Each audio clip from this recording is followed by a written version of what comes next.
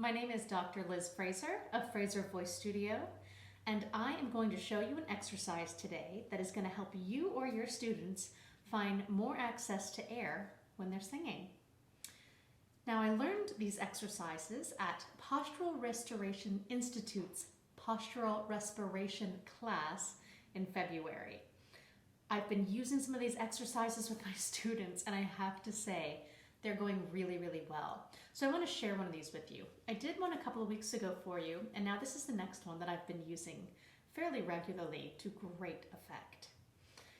Now, I work with a physical therapist. I partner with her, and we work with singers, and she calls this exercise Cat-Cat, and that's Dr. Abby Halpin of Forte Performance and Physical Therapy.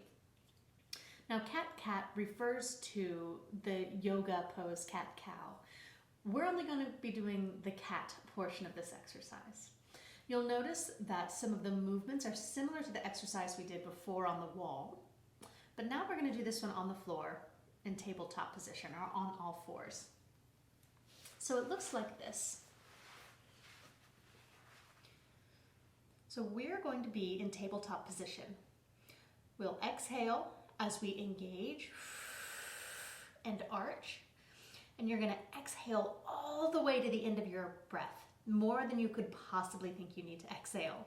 And then you're going to hold for 3, 2, 1, and then you'll inhale through your nose. Before we get started, I just want to caution you. First off, if something doesn't feel good, don't do it. If it's uncomfortable, don't do it. We can always find some other way to help you access air. The other thing I want to caution you about is sometimes people will get into this exercise by pushing through their shoulder. We really want this motion to initiate here. So I will walk you through this. The first 2 breaths I do, I'll do silently and you can just watch, and then I'll talk you through the second 2 a little bit more. Here we go.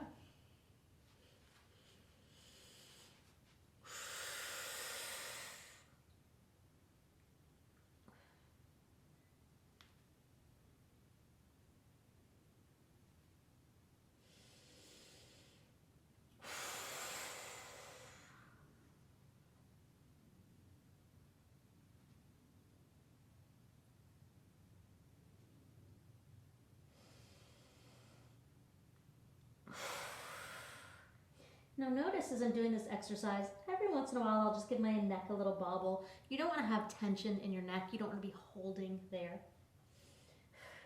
And the other thing I do is when I get to the very end, or what I think is the very end of my exhale, I'll see if I can exhale just a little bit more. There's usually a little bit more that I can get rid of. So here we go. We'll do 2 more breaths.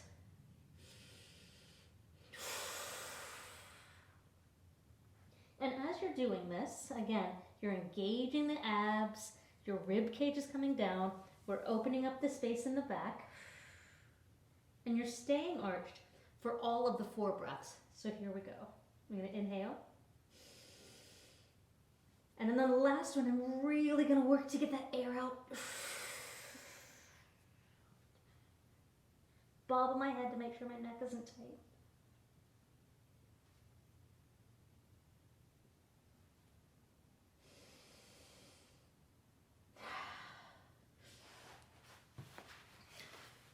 Now, I really love these exercises. I see differences in all of my students and myself when I'm singing and I do these exercises. Not only do I have more access to space in the upper rib cage, my rib cage coming down in the front allows my diaphragm to dome back up on the exhale. When we have a lack of flexibility in the back, often it'll push our rib cages forward just a little bit, keeping our diaphragms from fully doming, meaning we can never really exhale. And if the diaphragm never fully goes back to that exhale, kind of stays in an inhale position, well, that means we're limiting our inhale as well. So instead of having access to this much motion in the body, in the diaphragm, we might have access to this much. So it feels hard to take air in, and it also feels hard to exhale, and that's a hard way to sing. So I'd love to hear about these exercises if you try